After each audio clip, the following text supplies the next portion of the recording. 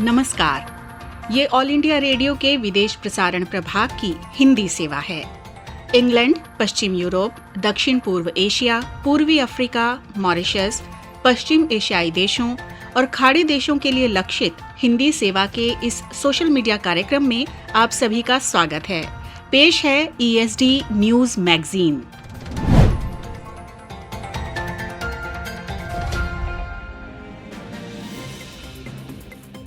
नमस्कार, ये all India Radio की हिंदी सेवा है।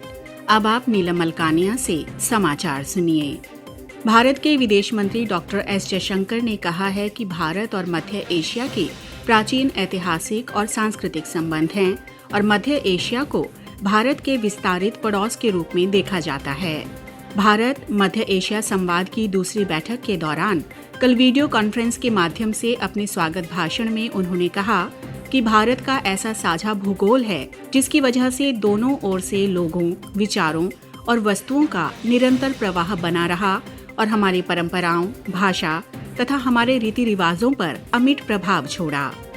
विदेश मंत्री श्री जयशंकर ने कहा कि स्वतंत्र मध्य एशियाई देशों के साथ लगभग 30 साल पहले संबंधों का नया अध्याय आरंभ हुआ था।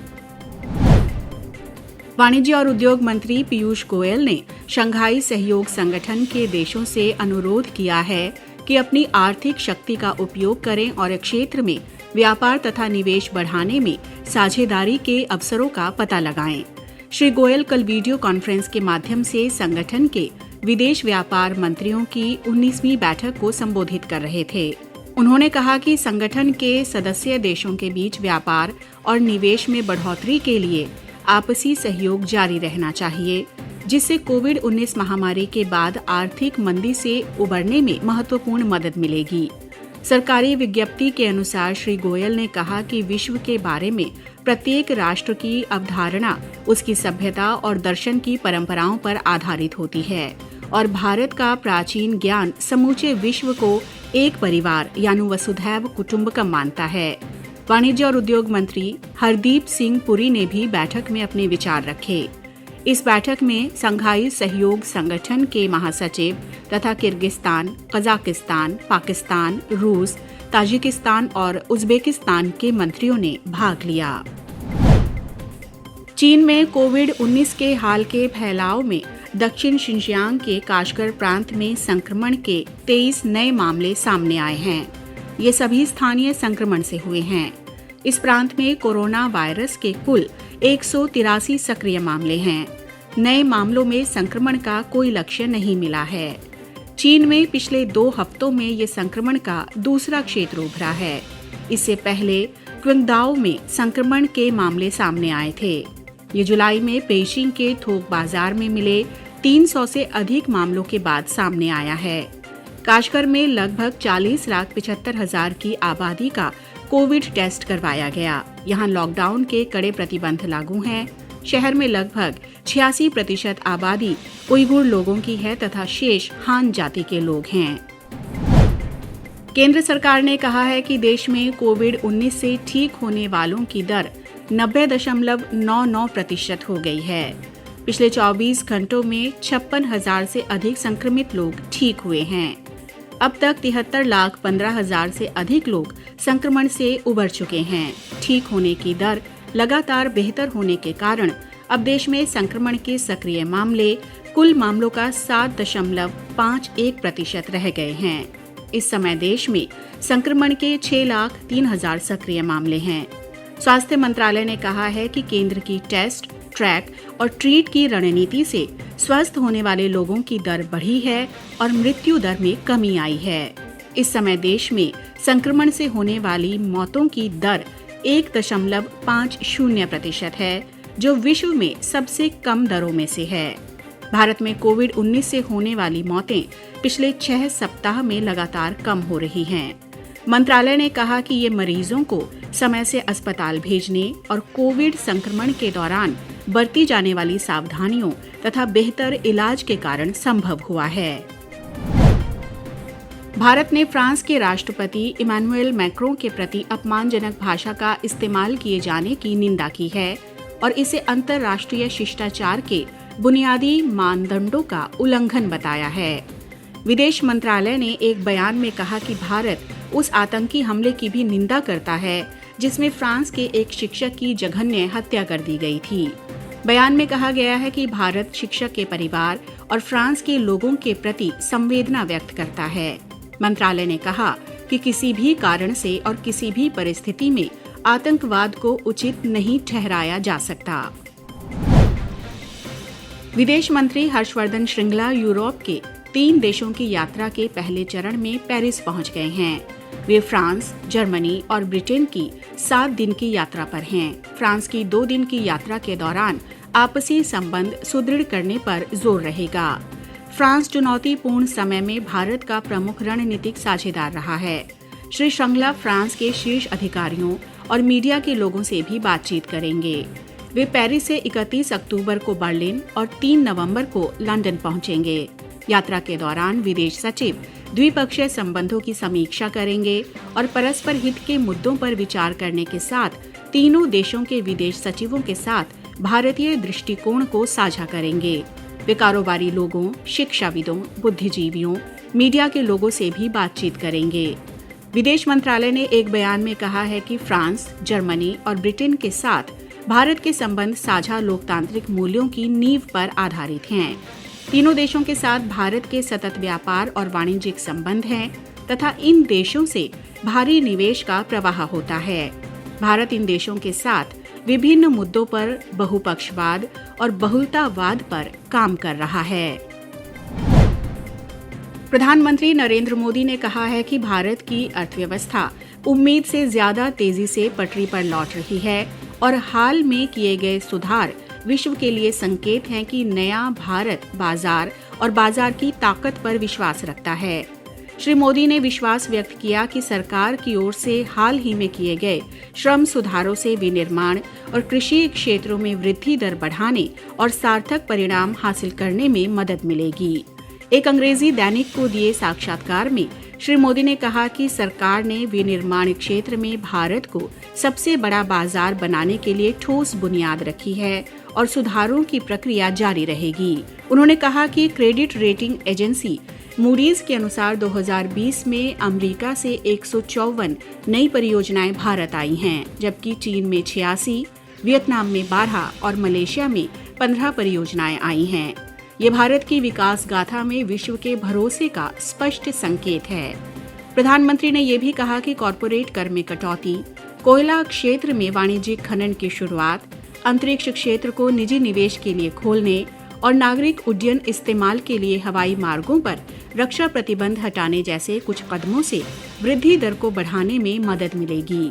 उन्होंने कहा कि निवेश और ढांचागत क्षेत्र को मजबूती देने से अर्थव्यवस्था को पटरी पर लाने और वृद्धि दर को बढ़ाने में बल मिलना चाहिए। भारतीय सेना ने secure application for internet SAI नाम से एक सुरक्षित और आसान मैसेजिंग ऐप विकसित किया है। इस ऐप के जरिए एंड्रॉयड प्लेटफॉर्म पर सुरक्षित वॉइस, टेक्स्ट और वीडियो कॉल सेवाएं उपलब्ध होंगी। ये मॉडल व्हाट्सएप, टेलीग्राम, संवाद और GIMS जैसे मैसेजिंग ऐप की तरह है। इसमें मैसेजिंग के लिए सुरक्षित प्रोटोकॉल हैं। इसमें स्थानीय इन हाउस सर्वर और कोडिंग की सुरक्षित व्यवस्था है। रक्षा मंत्री राजनाथ सिंह ने कहा है कि SAI ऐप से सेनाओं के बीच सुरक्षित ढंग से संदेश भेजे जा सकेंगे। रक्षा मंत्री ने ये ऐप विकसित करने के लिए कर्नल साई शंकर की प्रशंसा की। उपराष्ट्रपति M वेंकैया नायडू ने कहा है कि अब समय आ गया है कि सभी नए भवनों को अनिवार्य रूप से पर्यावरण अनुकूल बनाने पर विचार किया जाए।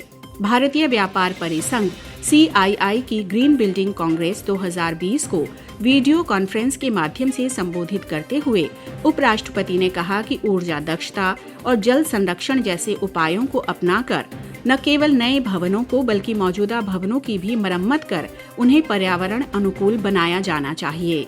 उन्होंने सरकारों, वित्त आयोगों और स्थानीय निकायों को कर प्रोत्साहन और अन्य उपायों के जरिए पर्यावरण अनुकूल भवनों के निर्माण के प्रति प्रोत्साहित करने का सुझाव दिया। उपराष्ट्रपति ने कम कार्बन उत्सर्जन वाली तकनीकों को बढ़ावा देने को भी कहा। उन्होंने पर्यावरण अनुकूल भवनों की अवधारणा के प्रति लोगों को जागरूक करने पर बल दिया। अमेरिका के विदेश मंत्री माइक पोम्पियो ने कहा है कि चीन ने श्रीलंका के साथ नियम विरुद्ध और खराब सौदे किए। उन्होंने कल श्रीलंका के राष्ट्रपति गोटाबया राजपक्षे से सुरक्षा सहयोग के बारे में बात करने के बाद चीन पर यह हमला बोला। श्रीलंका के दक्षिण में हिंद महासागर मार्गों को खुला रखने के संदर्भ में ये बात की गई। हाल ही में क्षेत्र में चीन के बढ़ते राजनीतिक और सैन्य प्रभाव के विरुद्ध सहयोग को मजबूत करने के उद्देश्य से 4 दिवसीय दौरे के हिस्से के तौर पर श्री पोम्पियो भारत से श्रीलंका पहुंचे हैं। इसी के साथ ये समाचार बुलेटिन अब समाप्त होता है।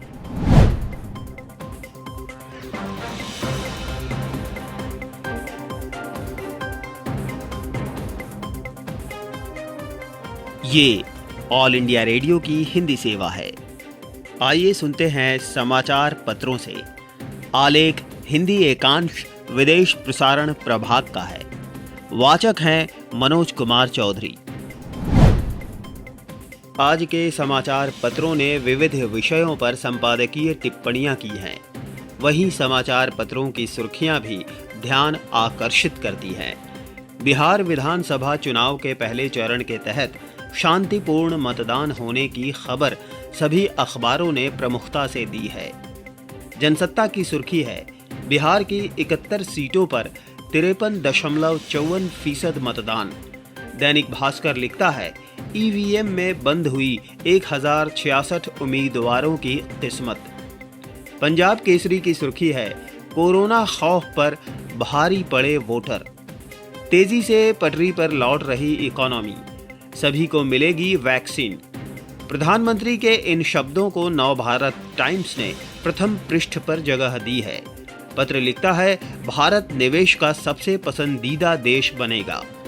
राजधानी में कोरोना की बेलगाम होती रफ्तार। 24 घंटे में पहली बार मामले 5000 से पार। जनसत्ता की खबर है। दैनिक जागरण लिखता है, दिल्ली में दूसरे दिन भी टूटा रिकॉर्ड।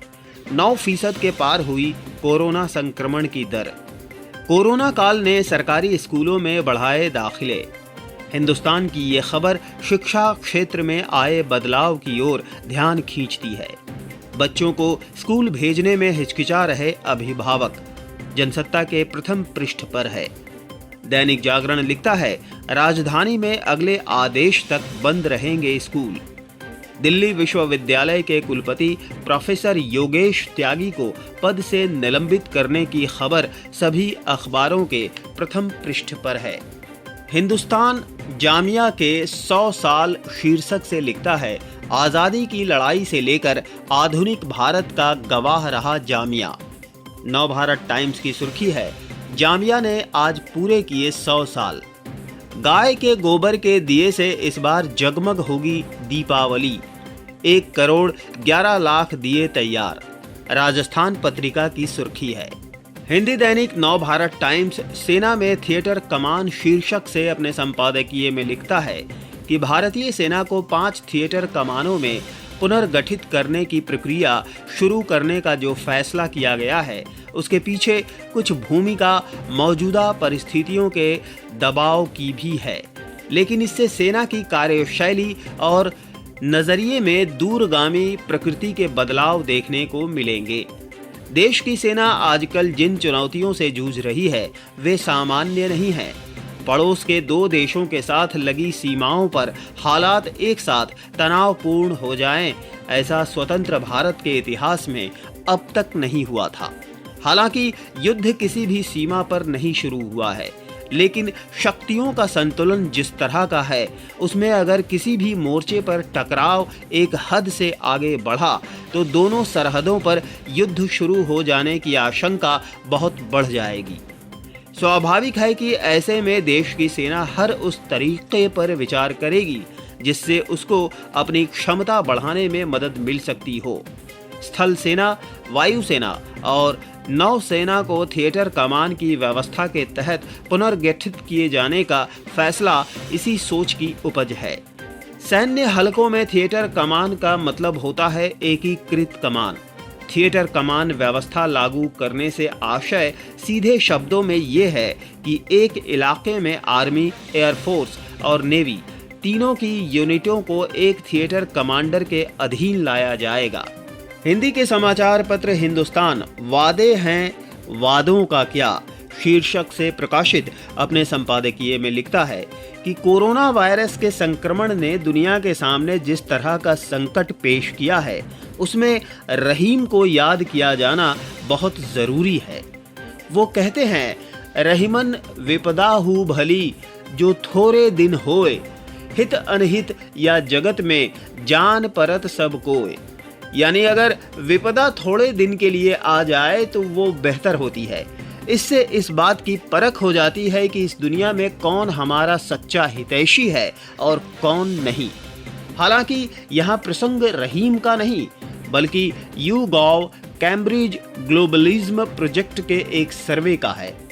2020 में हुए इस सर्वे के नतीजे लगभग वही कह रहे हैं जो सदियों पहले रहीम ने कह दिया था। दुनिया के 25 देशों में ये सर्वे इस बात पर किया गया है कि लोक लुभावन वादे और बड़ी बड़ी बातें करने वाले राजनेताओं की लोकप्रियता कोरोना वायरस संकट के दौरान कैसी है। ये सर्वेक्षण एक ऐसे दौर में हुआ है जब पिछले एक दशक से हमें ये लगने लगा है कि दुनिया भर में लोक लुभावन वादे करने वाले नेताओं का दौर लौट आया है। बेशक ये दौर कोरोना वायरस संकट से पहले ही आ गया था, लेकिन ये संकट उनके वादों, उनकी बातों और उनकी क्षमताओं का इम्तिहान बन गया। हालांकि ये पूरा सर्वेक्षण मूल रूप से यूरोप केंद्रित है, लेकिन पूरी दुनिया की राजनीति के लिए इसके सबक बहुत महत्वपूर्ण है। हिंदी में प्रकाशित दैनिक जागरण मुख्य धारा की ओर कश्मीर शीर्षक से अपने संपादकीय में लिखता है कि जम्मू कश्मीर में देश के किसी भी नागरिक को घर दुकान बनाने और कारोबार शुरू करने के लिए जमीन खरीदने की सुविधा देकर केंद्र सरकार ने इस राज्य को मुख्य धारा में लाने के साथ साथ वहां विकास की प्रक्रिया को गति देने की एक बड़ी पहल की है। भेदभाव एवं अन्याय के साथ साथ अलगाववाद को बढ़ावा देने वाले अनुच्छेद 370 और 35A को खत्म करने के बाद ऐसा कोई फैसला लिया जाना प्रत्याशित ही था। निसंदेह ये भी प्रत्याशित था कि महबूबा मुफ्ती एवं फारूक अब्दुल्ला सरीखे नेता ऐसे किसी फैसले का विरोध करने के लिए आगे आ जाएंगे। वे आ भी गए, लेकिन उनके बयान इसी की पुष्टि कर रहे हैं कि वे किस तरह कश्मीर को अपनी निजी जागीर समझकर चल रहे थे। बेहतर हो कि केंद्र सरकार ऐसे अन्य कदम उठाए जिनसे इन नेताओं का ये मुगालता दूर हो कि कश्मीर उनकी जागीर है। आखिर इसका क्या मतलब है कि कश्मीरी नेता तो कहीं भी जमीन जायदाद खरीद ले, लेकिन देश का अन्य कोई नागरिक या यहाँ तक कि कारोबारी भी वहाँ 1 इंच जमीन भी न खरीद सके। कश्मीर में अलगाववाद इसीलिए पनपा क्योंकि कश्मीरी नेताओं ने स्थानीय लोगों के मन में ये जहर भर दिया था कि कश्मीरियत और भारतीयता अलग अलग चीजें हैं। आखिर कश्मीरियत या फिर किसी अन्य राज्य की संस्कृति भारतीयता से अलग कैसे हो सकती है। अभी आप समाचार पत्रों से सुन रहे थे। आलेख हिंदी एकांश विदेश प्रसारण प्रभाग का था। वाचक थे मनोज कुमार चौधरी।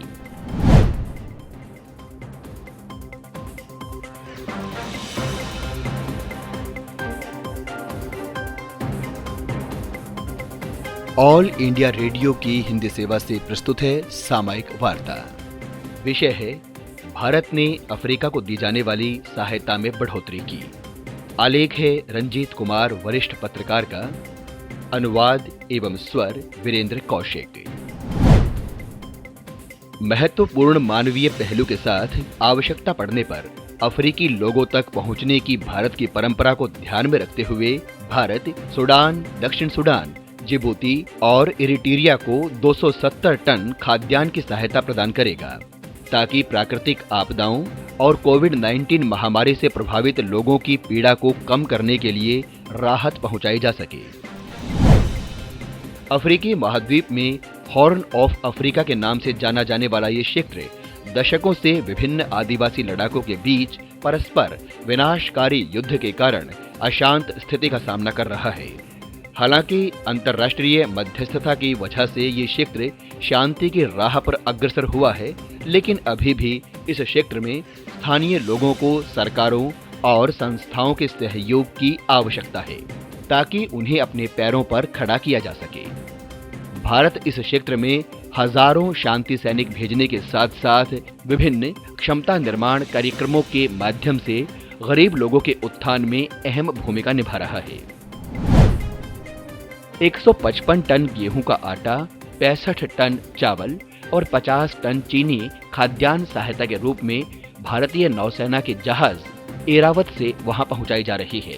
पिछले सप्ताह मुंबई से इस क्षेत्र की यात्रा पर रवाना हुआ एरावत रसद पहुंचाने के लिए इस दौरान जिबूती, मसावा, सूडान और मोम्बासा के बंदरगाहों पर लंगर डालेगा। भारतीय विदेश मंत्रालय के अनुसार भारत और अफ्रीकी देशों के बीच मित्रता और भाईचारे के संबंध बनने और प्रगाढ़ होने में कई सदियों का समय लगा है। भारत हमेशा अफ्रीकी देशों और वहां के लोगों के साथ एकजुटता से खड़ा रहा है और विकास, क्षमता निर्माण और मानवीय सहायता कार्यक्रमों को शुरू करने में भागीदारी निभाई है। कोरोना महामारी आने के साथ ही भारत ने इससे पहले अफ्रीकी देशों को कोरोना वायरस के खिलाफ लड़ाई में प्रशिक्षित करने के लिए विभिन्न चिकित्सा सहायता और विशेषज्ञों के दल को वहां भेजा था। भारत ने अपने नौसैनिक युद्धपोतों के जरिए विभिन्न अफ्रीकी देशों कोमोरोस, मेडागास्कर और मॉरिशस जैसे देशों में मेडिकल टीमें भेजी थी। भारत ने इन देशों के चिकित्सा कर्मियों को कोविड-19 रोगियों के उपचार के उचित प्रबंधन के लिए प्रशिक्षित भी किया है। जब से कोविड-19 महामारी फैली है, उसके बाद से भारत ने अफ्रीकी देशों की सरकारों के साथ चिकित्सा सहायता की आपूर्ति और एक दूसरे के नागरिकों की स्वदेश वापसी के लिए विशेष उड़ानों के माध्यम से मिलकर काम किया है। भारत ने इससे पहले इस क्षेत्र को कोविड से संबंधित सहायता प्रदान की थी। दशकों की विकास सहायता के बल पर अधिगृहित सद्भावना को मजबूती से पनपाने के बाद भारत अब अफ्रीकी संघ के सदस्य देशों के साथ नई साझेदारियां गढ़ रहा है। इस संदर्भ में भारतीय विदेश मंत्री ने पहले इस बात पर जोर दिया था कि अफ्रीका भारत की प्राथमिकता है और भारत के लिए वैश्विक प्रणाली के ध्रुवों में से एक के रूप में अफ्रीका का उभरना सिर्फ वांछनीय नहीं है बल्कि नितांत आवश्यक है। इस पृष्ठभूमि में भारत संसाधनों के समृद्ध क्षेत्र को हर तरह की सहायता प्रदान करता रहा है ताकि उन्हें आत्मनिर्भर बनाया जा सके। इसी उद्देश्य की पूर्ति के लिए भारत ने इस क्षेत्र में छोटी अर्थव्यवस्थाओं के साथ अपने संबंधों को और गहरा किया है। भारत ने जब से 2 दशक पहले अपना फोकस अफ्रीका कार्यक्रम शुरू किया है, भारत अफ्रीकी संबंधों में लगातार वृद्धि देखने को मिली है। अन्य वैश्विक शक्तियों जिनका इस क्षेत्र के साथ जुड़ाव यहाँ के स्थानीय संसाधनों और बाजारों के दोहन पर केंद्रित है, उनसे विपरीत भारत अपनी तकनीकी आर्थिक सहायता के माध्यम से यहाँ क्षमता निर्माण कार्यक्रमों को लागू कर रहा है, जिसे भारत तकनीकी और आर्थिक सहयोग ITEC कार्यक्रम के रूप में जाना जाता है। अफ्रीकी अर्थव्यवस्थाओं को सशक्त बनाने के लिए भारत उन्हें अपने बाजार तक बेहतर पहुंच प्रदान कर रहा है, जिसके परिणाम स्वरूप भारत अफ्रीका के लिए तीसरे सबसे बड़े निर्यात गंतव्य के रूप में उभर रहा है। भारत अपने व्यापारिक घरानों को भी इस क्षेत्र में निवेश के लिए प्रोत्साहित कर रहा है और ये निवेश 54 अरब अमेरिकी डॉलर से अधिक के आंकड़े तक पहुंच गया है। इससे भारत अफ्रीकी महाद्वीप के सबसे बड़े निवेशकों में से एक हो गया है। एक आधिकारिक अनुमान के अनुसार भारत ने 37 देशों में 11.6 अरब अमेरिकी डॉलर की लागत वाली 197 विकास परियोजनाओं को लागू किया है। इसके अलावा भारत वर्तमान में 29 देशों में 77 अतिरिक्त परियोजनाओं पर काम कर रहा है। ये परियोजनाएं बुनियादी ढांचे, ITC, बिजली उत्पादन, कृषि, तेल और गैस से संबंधित हैं। भारत ने मोजाम्बिक, दक्षिण सूडान और उत्तर पश्चिम अफ्रीका के अन्य पिछड़े क्षेत्रों में भी 7 अरब अमेरिकी डॉलर से अधिक की राशि का निवेश किया है। इस साल की शुरुआत में फरवरी महीने में अफ्रीकी देशों को सुरक्षा प्रबंधन में मदद के लिए भारत और अफ्रीका के रक्षा मंत्रियों के सम्मेलन का आयोजन किया गया था।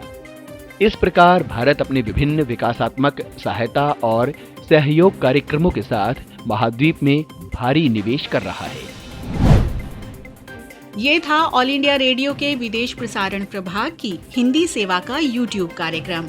ESD न्यूज मैगजीन का अगला अंक लेकर हम फिर हाजिर होंगे। अब दीजिए इजाजत, नमस्कार।